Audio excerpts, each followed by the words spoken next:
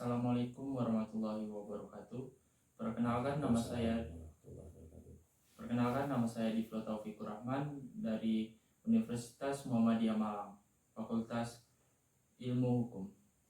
Saya sedang bersama Bapak Chandra Jaya Pardiansyah SMSOS, merupakan anggota DPRD Kota Pontianak.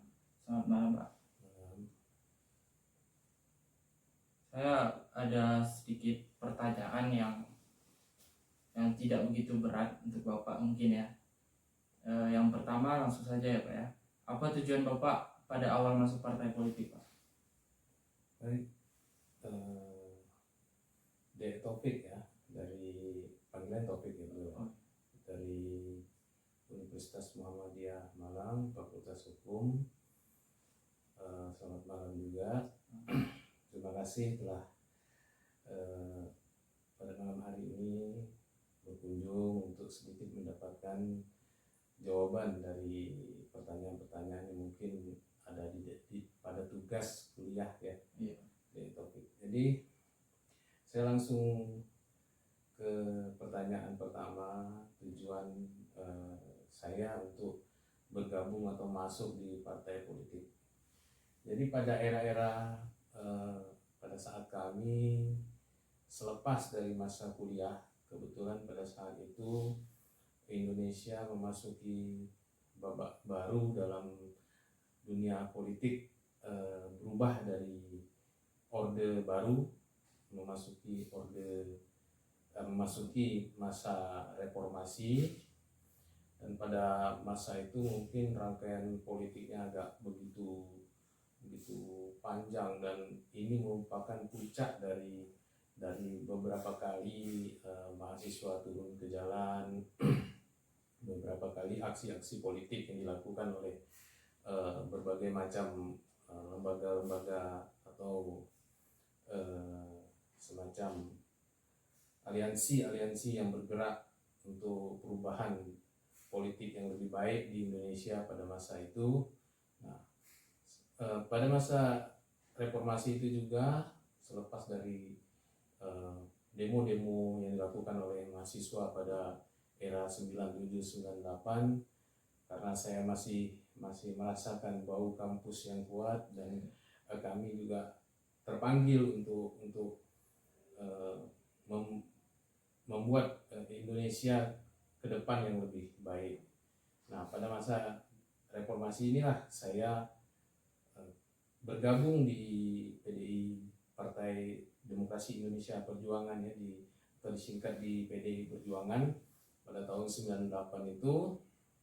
Nah, pada masa itu awalnya memang kita secara idealis ingin membangun Indonesia yang tujuannya sama-sama, kami satu visi dan misi di PDI Perjuangan, salah satunya mencerdaskan kehidupan bangsa, mensejahterakan masyarakat, menegakkan hukum berkeadilan di seluruh Indonesia. Maka inilah yang kami idamkan, untuk itu bergabung pada Partai Demokrasi Indonesia Perjuangan, yang pada masa itu dipimpin oleh Ibu Megawati Soekarno Putri, yang merupakan anak dari Presiden pertama Republik Indonesia, atau yang kita kenal dengan Bapak Soekarno atau Bung Karno ya.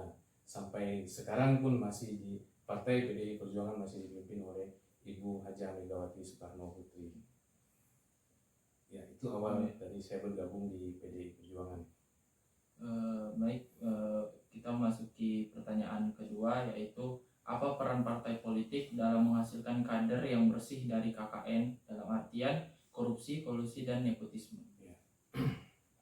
Di partai politik itu merupakan satu bagian dari instrumen instrumen di sebuah negara, instrumen politik, instrumen untuk melakukan pemilihan atau berlangsungnya suatu negara yang sistem demokrasi, maka memerlukan partai politik. Jadi mustahil kalau Indonesia tidak mempunyai partai politik. Nah, dalam perjalanannya, partai politik merupakan juga salah satu alat, salah satu lembaga yang mencetak kader-kader pemimpin dari sebuah negara. Maka di dalam partai politik juga kita juga digodok, dijadikan orang-orang yang siap untuk terjun ke masyarakat, untuk ke pemerintahan, untuk menjadi pemimpin-pemimpin ke depan yang lebih baik. Maka partai politik dalam khususnya di PDI Perjuangan dalam membuat atau mencetak kader-kader yang bersih, yang baik dari KKN, maka salah satu yang kami lakukan adalah untuk di Partai PDI Perjuangan selalu mengedepankan kader-kader yang memang terpilih yang baik untuk dimajukan di dalam setiap pencalonan, baik itu dari untuk pemilu, legislatif maupun kepala daerah. Nah, dalam penjaringan ini juga Partai Demokrasi Indonesia Perjuangan tidak langsung ujuk-ujuk langsung memilih orang tersebut, artinya memerlukan proses yang panjang. Nah, kami biasanya dengan memperbaiki struktur partai dari tingkat akar rumput sampai ke Dewan Pimpinan Pusat. Ini memang memerlukan waktu yang panjang, memerlukan suatu sistem yang sangat baik dalam menggodok calon-calon pemimpin dari kader-kader PDI Perjuangan tersebut. Kami selalu melakukan konsolidasi di berbagai tingkatan, seperti misal dari tingkat ranting, anak cabang sampai tingkat cabang, pimpinan daerah sampai ke pimpinan pusat. Nah, ini yang selalu dilakukan oleh PDI Perjuangan. Nah, pada saat masa-masa tertentu juga PDI Perjuangan melakukan pelatihan-pelatihan sampai ke bimbingan-bimbingan teknis. Nah, ini akan membuat kader-kader partai yang siap nantinya untuk terjun ke pemerintahan maupun ke legislatif. Nah, kita harapkan ini nantinya menghasilkan pemimpin-pemimpin yang baik dan positif untuk bangsa dan negara ini. Lanjut ke pertanyaan yang ketiga, bagaimana cara partai politik menghindari dari aksi KKN?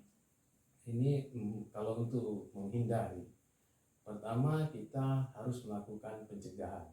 Nah, pencegahan ini artinya dari dalam partai selalu melakukan konsolidasi bimbingan-bimbingan teknis yang sifatnya lebih kepada pemberian materi-materi di bidang hukum. Jadi kader-kader itu harus tahu dengan hukum dan sadar akan hukum. Jadi selalu diberikan pembelajaran untuk kader-kadernya dari yang level bawah sampai yang sudah menjadi legislatif maupun sampai yang sudah menjadi kepala daerah. Jadi selalu diingatkan oleh Ibu pimpinan kami, Ibu Megawati Soekarno Putri, selalu menyampaikan kepada kader-kader, dan ini setelah dilakukan sistematis dalam setiap tahun, itu memang sudah ada kalender atau penjadwalannya. Jadi untuk kader-kader yang memang sudah menjadi anggota legislatif itu setiap tahun memang ada bimbingan teknis maupun konsolidasi sampai rapat kerja nasional. Dan bagian dari rapat kerja nasional itu bimbingan teknis itu juga menyangkut kader-kader untuk tetap bekerja dengan baik, dengan menghindari hal-hal yang negatif. Salah satunya itu adalah KKN. Jadi itu yang pertama, untuk memberikan pelajaran dan pengingatan kepada kader-kader PDI Perjuangan. Yang kedua, PDI Perjuangan selalu menerapkan sanksi yang tegas kepada kadernya apabila memang terbukti melakukan tindak pidana korupsi atau KKN dan sebagainya yang memang merugikan bangsa dan negara ini, merugikan rakyat, dan terutama kami merugikan Partai Demokrasi Indonesia Perjuangan secara khusus. Jadi partai memberikan sanksi yang tegas. Rata-rata sih kalau memang telah terbukti itu akan dipecat oleh partai. Gitu. Pertanyaan yang keempat, apa harapan Bapak ke depannya untuk orang yang akan terjun ke partai politik? Untuk melihat situasi perpolitikan saat ini, sebenarnya saya mengharapkan ya kepada kader-kader kita, kepada pemuda-pemuda generasi penerus bangsa ini, terutama yang seumuran Adik Taufik dan selanjutnya, kita mengharapkan semua paham dengan politik.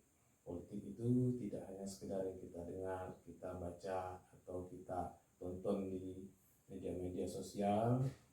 Lebih dalam lagi, politik itu harus diketahui, dipelajari untuk apa orang mempunyai sikap-sikap politik ataupun mengambil keputusan-keputusan politik, dan orang-orang yang bergabung dengan partai politik dan sebagainya itu harus pemuda-pemuda atau generasi sekarang harus tahu, karena saya lihat sekarang banyak sekali generasi-generasi muda yang memang baik dalam pengetahuan tapi minim dalam ilmu politik. Kalaupun tahu itu hanya banyak sebatas ya kulitnya saja. Kalau kita bergabung dengan partai politik, maka kita akan tahu politik secara utuh, secara dalam, politik secara yang benar. Karena banyak sekali sekarang informasi-informasi dan propaganda-propaganda yang memang menyesatkan generasi muda kita sekarang. Sepertinya orang-orang akan acuh tak acuh dengan partai politik dan dunia politik.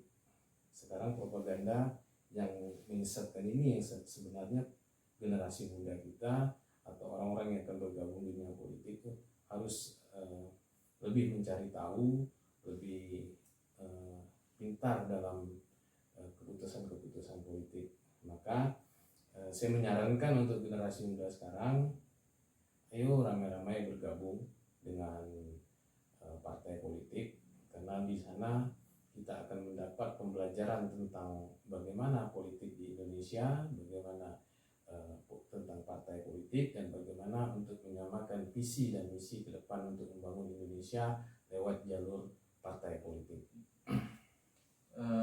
Pertanyaan yang terakhir, apa harapan Bapak untuk semua partai politik di Indonesia yang kedepannya akan memajukan bangsa Indonesia?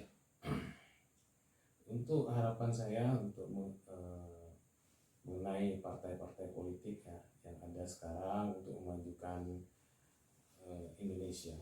Memang pada dasarnya partai politik itu adalah alat untuk mencapai tujuan untuk mendapatkan kekuasaan. Namun kita jangan lupa bahwasanya untuk mendapatkan kekuasaan itu mempunyai berbagai macam cara. Nah, untuk partai-partai politik yang ada, kita buatlah politik yang baik, yang bersih, yang benar, yang elegan, yang bisa mencerdaskan generasi-generasi selanjutnya. Karena sekarang lebih banyak itu partai politik dan orang-orang yang terjun di dunia politik, baik itu politik praktis dan sebagai macam yang ada, itu lebih mengedepankan kepentingan-kepentingan pribadi atau kepentingan golongan. Jadi tidak melihat politik itu secara utuh untuk bangsa dan negara. Jadi saya harapkan untuk semua partai politik kembali ke hitahnya, kembali untuk memajukan bangsa dan negara, bukan lagi kepentingan pribadi, kepentingan golongan. Ini yang saya harapkan untuk semua lapisan masyarakat yang ada di Indonesia, semua golongan maupun semua partai politik yang ada. Jadi hiruk pikuk yang ada sekarang ini, apapun tujuannya, lebih baik untuk memajukan bangsa ini daripada memecah belah bangsa ini.